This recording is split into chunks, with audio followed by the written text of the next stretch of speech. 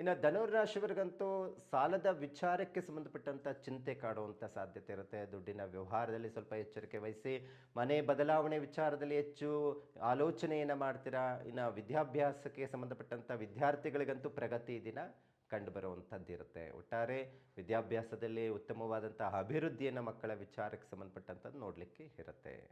ಇನ್ನು ಮಕರ ರಾಶಿಯವರಿಗಂತೂ ಈ ದಿನ ವ್ಯಾಪಾರ ಉತ್ತಮವಾಗಿರುತ್ತೆ, ಲಾಭವನ್ನು ನಿರೀಕ್ಷೆಯನ್ನು ಮಾಡಬಹುದಾಗಿದೆ. ಅದು ಅದರ ಜೊತೆಗೆ ಅನುಕೂಲವಾದಂತಹ ಆ ಒಂದು ದಿನ ಅಂತ ಹೇಳ್ಬೋದು. ಆರೋಗ್ಯನೂ ಯಾವುದೇ ರೀತಿಯಾದಂತಹ ಸಮಸ್ಯೆಗಳು ಬರುವುದಿಲ್ಲ, ಉತ್ತಮವಾಗಿರುತ್ತೆ.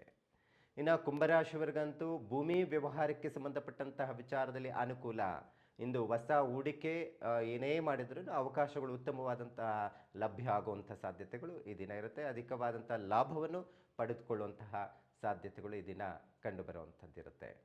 ಇನ್ನು ಮೀನರಾಶಿಯವರಿಗಂತೂ ದಾಯಾದಿಗಳಿಂದ ಸಮಸ್ಯೆ ಉಂಟಾಗುವಂಥದ್ದಿರುತ್ತೆ. ಸ್ವಲ್ಪ ಎಚ್ಚರಿಕೆ ವಹಿಸಿ. ಈ ದಿನ ವಸ್ತುಗಳ ಖರೀದಿ ವಿಚಾರಕ್ಕೆ ಸಂಬಂಧಪಟ್ಟಂಥದ್ದು ಹೆಚ್ಚು ಆಲೋಚನೆಯನ್ನು ಮಾಡ್ತಾರೆ. ಮತ್ತು ಮನೆಗೆ ಬೇಕಾದಂಥ ದಿನಬಳಕೆ ವಸ್ತುಗಳನ್ನು ಖರೀದಿ ಮಾಡುವಂತಹ ಸಾಧ್ಯತೆಗಳಿರುತ್ತೆ. ಅದರ ಜೊತೆಗೆ ಉದ್ಯೋಗದಲ್ಲಿ ವಿಚಾರದಲ್ಲಿನೂ ಏನಾದರೂ ಹುಡುಕುವಂಥವ್ರಿಗೆ ಹೊಸದಾಗಿ ಅನುಕೂಲ ಆಗುವಂತಹ ಸಾಧ್ಯತೆಗಳು ಈ ದಿನ ಕಂಡುಬರುತ್ತೆ.